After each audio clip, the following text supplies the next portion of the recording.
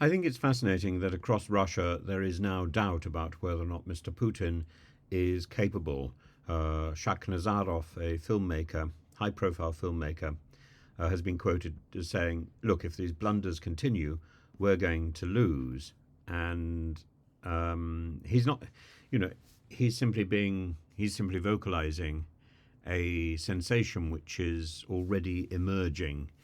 You can see it in the telegram reports, you can hear it when you speak to people on the phone.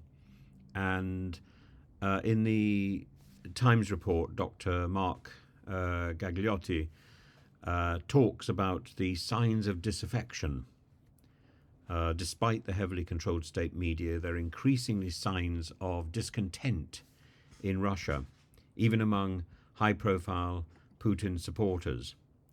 And this is set against or in response to the Ukrainian military advances into Russian territory, specifically around the Kursk region in the Sumy Oblast.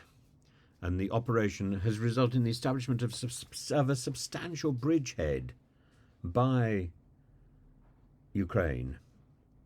And it challenges the idea that this is merely a short-term incursion, and the destruction of the bridge makes it much harder for Russian forces to get their troops across to challenge Zelensky's people.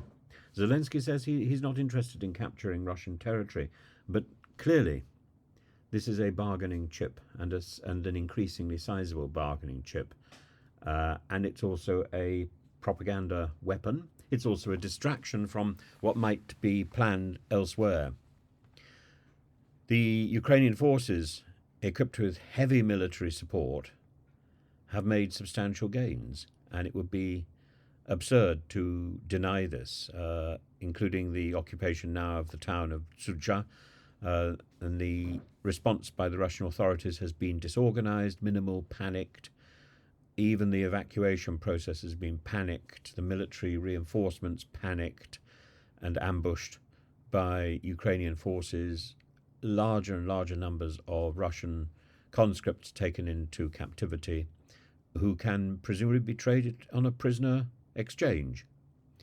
And this has led to political instability and uncertainty.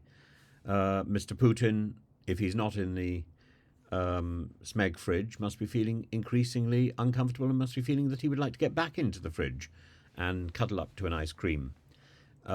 He must be feeling extreme discomfort because of the ongoing crisis, and he's trying to respond to it in the way that he's responded to everything else in the past, by avoiding direct engagement, deflecting responsibility onto others, biding his time, distancing himself from a crisis. Crisis, what crisis? But I think there must be unease. And what will happen in 3 months' time is another matter. Mr. Putin thinks, like God, in eternities rather than in immediate knee-jerk responses.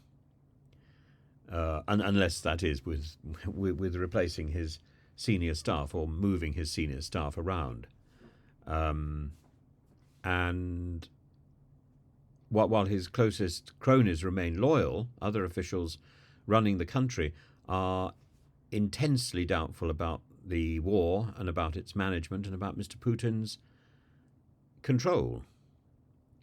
And so there is a level of dissatisfaction rising, but a coup is unlikely because of the strong security apparatus and the patriotic sentiment around the officials, and indeed the possibility that Mr. Putin is already dead, and the key figures already know this. So who would replace him? There isn't an automatic alternative, not among the group that has control.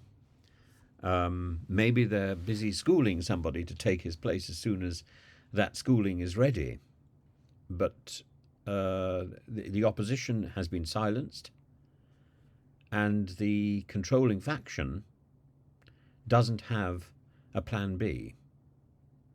So the The only solution is to keep Mr. Putin on ice for as long as that is necessary, like a lolly to be occasionally licked. I don't know how that's done. But the Russian public, I think, is notably showing a decline in enthusiasm and support for Putin, as indicated by the social media posts that are getting through. It hasn't been translated into direct action against his regime, but that isn't so surprising given the iron fist of control. While the Ukrainian incursion solidifies the response around Putin, and the rise of embedded discontent, there's also adding to this is the economic downturn. But at the moment there is no Russian movement to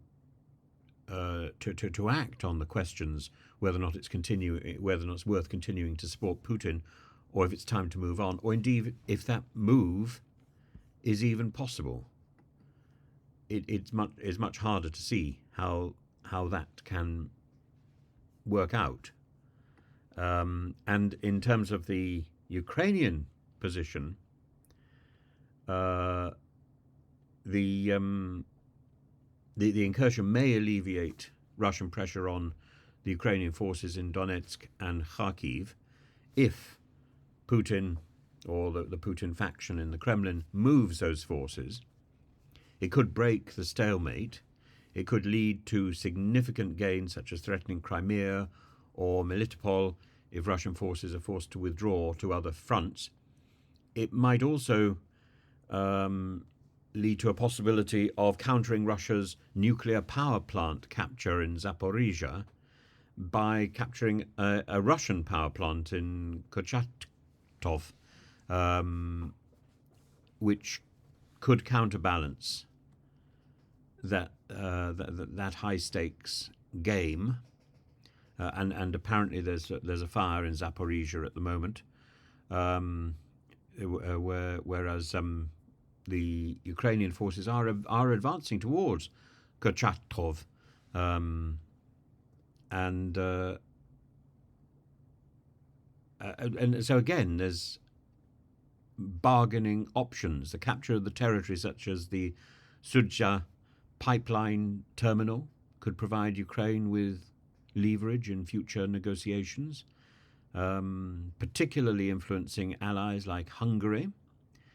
And success on the battlefield would reinforce Western support for Ukraine and counter the narrative of an inevitable Russian victory. And there's also the possibility that eventually this Ukrainian advance could undermine the political stability in Russia, and already the Putin's plan to invade Ukraine no longer conforms to his well-executed plans. For example, in Georgia, there are attempts now to put out ideas that the Ukrainian forces resemble the ragtag band that tried to oppose the Russian invasion of Georgia and failed. But that propaganda isn't believable if Ukraine remains in Russia and occupies the Kursk area. It's a symbolic target for Ukraine, and the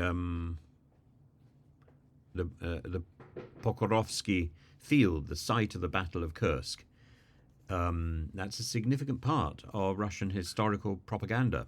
Capturing that site would have a profound symbolic impact, challenging Putin's narrative about historical importance and potentially undermining his regime.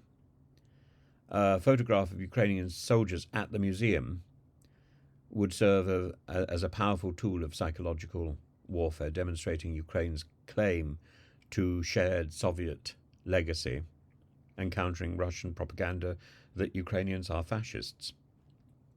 As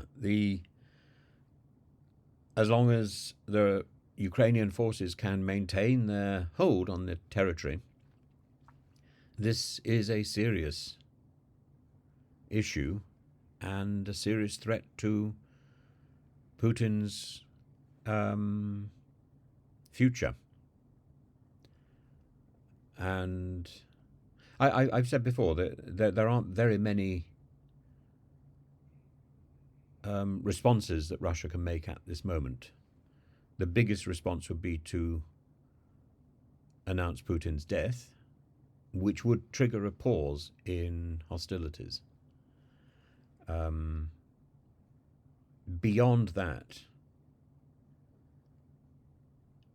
it's questionable what can be done. Russia can't bomb the Ukrainian forces in its own territory, not in any decisive way, without destroying Russian soil. And to extend the bombing, well, it's already doing this. And